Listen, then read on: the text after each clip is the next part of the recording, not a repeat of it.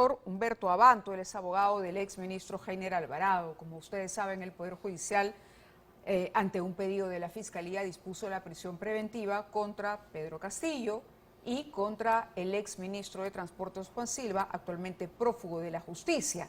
Sin embargo, en el caso de Heiner Alvarado, lo que impuso fue una serie de reglas de conducta. Doctor Abanto, muy buenas noches. Gracias por estar con nosotros. No, gracias a ustedes por la invitación. Me imagino que esto le satisfizo.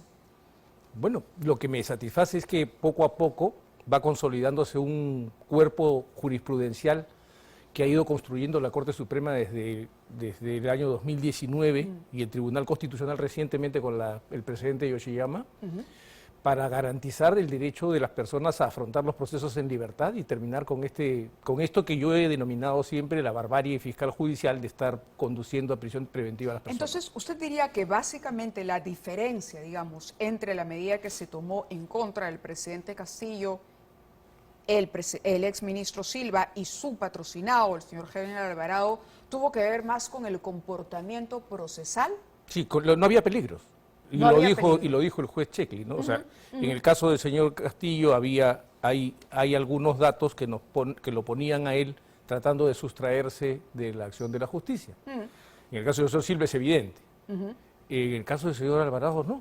Y además, inclusive, ante la comisión permanente él se allanó y dijo que se allanaba al pedido de acusación constitucional y que pedía que se permitiera que la Fiscalía formalizara la investigación preparatoria y esclareciera su situación.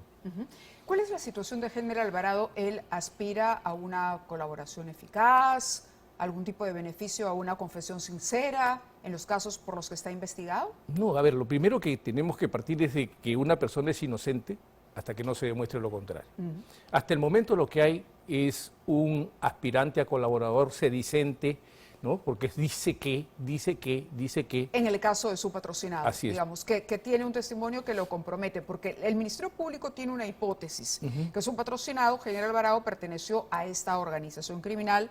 Justo conversábamos de la tipificación de organización criminal antes de salir al aire, que manejaba licitaciones públicas en Cajamarca. Se buscó copar, dice la Fiscalía, importantes estamentos estatales con personas de estrecha confianza, como es el caso de la cartera del Ministerio de Vivienda, Construcción, Saneamiento, cuyo titular era precisamente Heiner Alvarado López. Para la Fiscalía, su patrocinado no es para nada inocente, por eso le hago la pregunta. No, pero le digo, o sea, esa es la versión de la Fiscalía. Sí, por supuesto. Entonces, pero la versión de la Fiscalía tiene algunos tropiezos.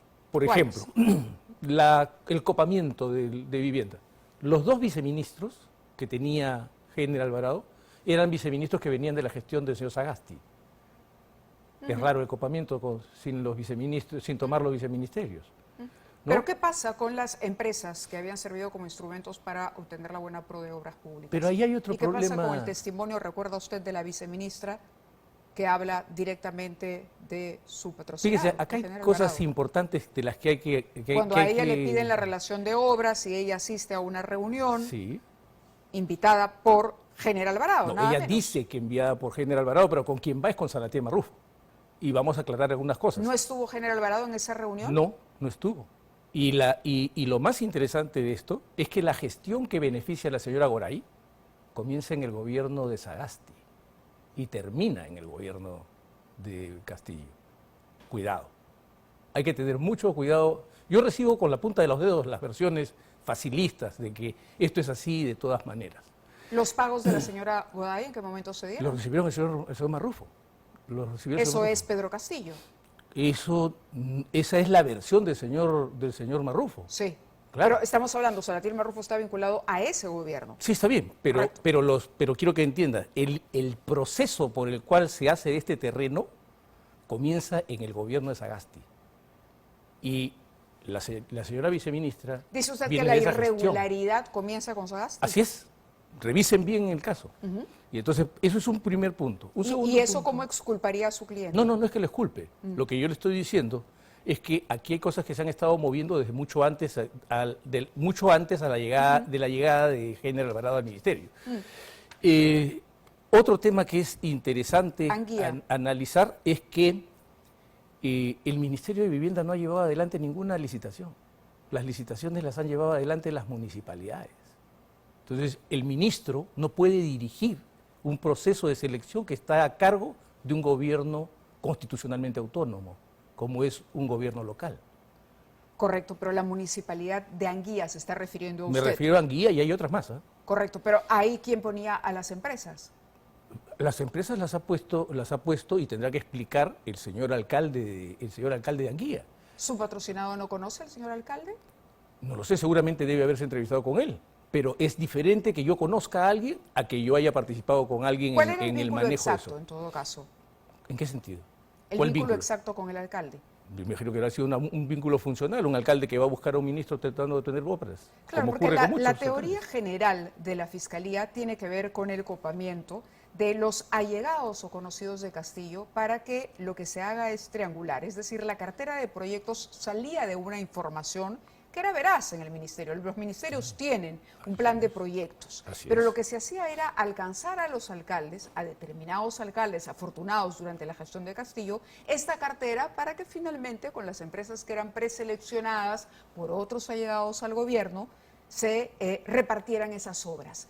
Obras que tenían una justificación y una necesidad, probablemente.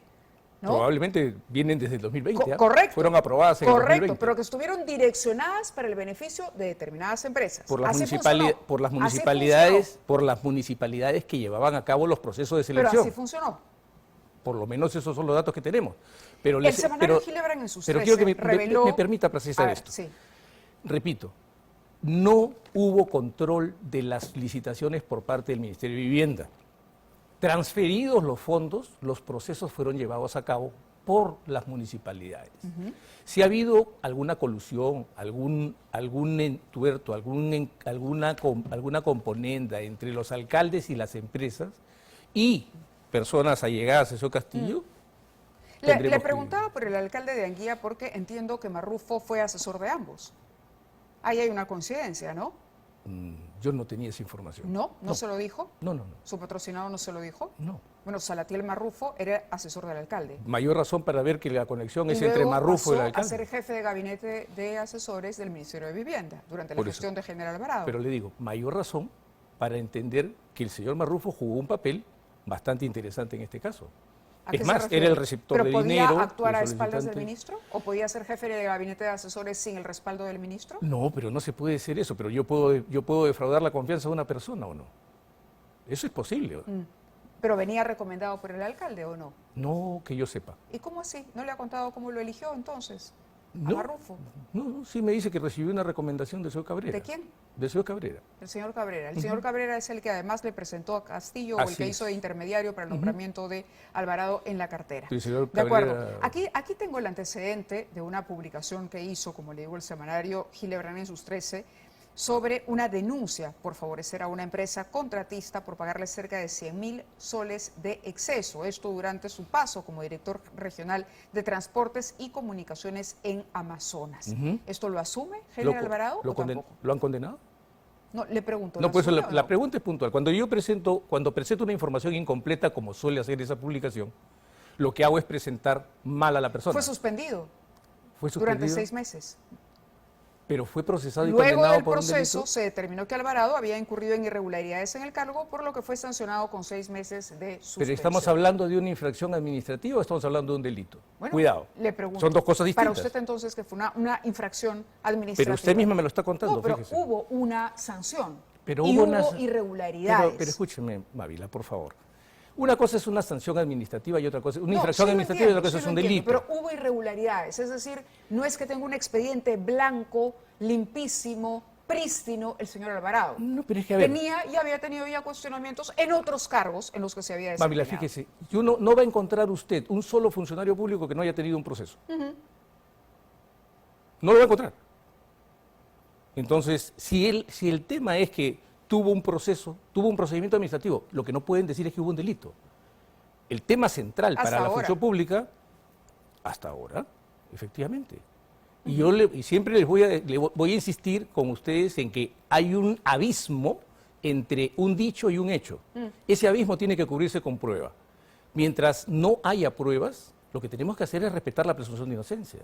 ¿Sabe usted que en el caso de Vladimir Cerrón también hay jueces que no lo han encontrado culpable en Junín, ¿no? Pero la pregunta en este caso es cuál es la relación entre Vladimir Cerrón y Heiner Alvarado. Le pregunto, que no necesariamente eso garantiza que la persona sea inocente. No, a ver, vamos por partes.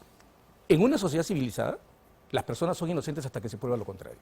En una sociedad civilizada, las resoluciones judiciales se impugnan y cuando llegan a un pronunciamiento definitivo, se respetan. Sea el señor Cerrón, por quien yo no tengo la menor simpatía, o sea quien sea. Entonces, el punto en este caso específico es que sobre el señor Alvarado no hay ninguna sentencia.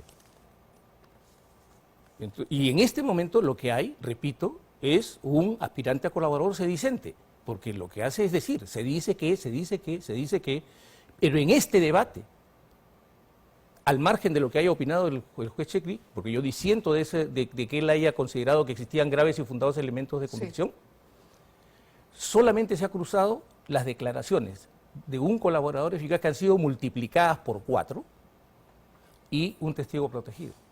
De acuerdo. Bueno, estaremos al pendiente de lo que ocurra durante el proceso. Muchísimas gracias por haber estado con nosotros. No.